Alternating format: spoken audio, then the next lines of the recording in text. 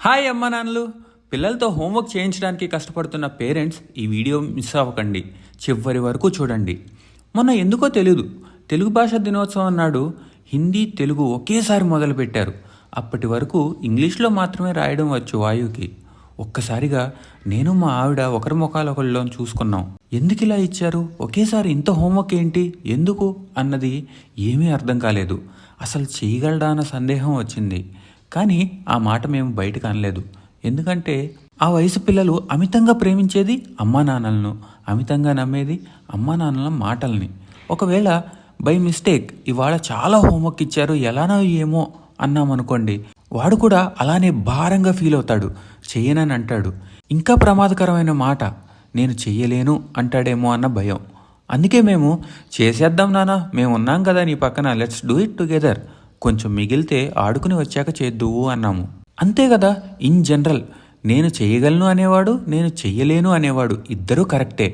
చేయగలను అని నమ్మితే చేసేస్తాడు, చేయలేను అని నమ్మి కంగారు పడితే చేయలేడు. అందుకే మన పిల్లలు చెయ్యగలను అని నమ్మాలి. అక్కడే మన ఇంట్లో పనులు బాగా ఉపయోగపడతాయి. హోంవర్క్ అనగానే చేత్తో రాసే పని, మెదడుతో ఆలోచించే విషయాలు అని మాత్రమే అనుకుంటాం. కానీ వేరే స్కిల్స్ కూడా ఉన్నాయి. అవే ఎండ్యూరెన్స్, ఒక టాస్క్ను ఓన్ చేసుకోవడం, చేయగలను అని నమ్మడం, పూర్తి చేయడం. ఇప్పటికీ చాలా వీడియోల్లో పిల్లలతో కలిసి చేసే రకరకాల పనులు చూపించాను.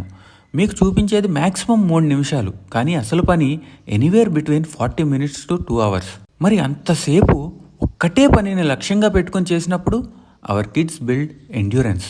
ఏదైనా పని చేసే ముందు ఈ పని నేను చేస్తున్నాను నాన్న, నీకేమైనా చెయ్యాలని ఉందా అని అడుగుతాము. ఎస్ అని వస్తాడు. అదే owning the task and taking responsibility.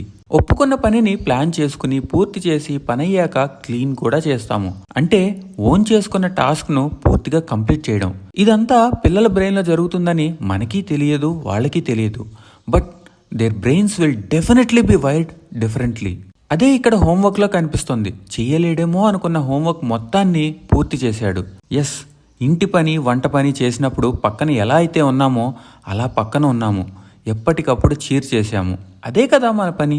As parents మన పని హోంవర్క్ చేయించడం మాత్రమే కాదు, హోంవర్క్ చేయాలి, పూర్తి చేయాలి అన్న యాటిట్యూడ్ క్రియేట్ చేయడం.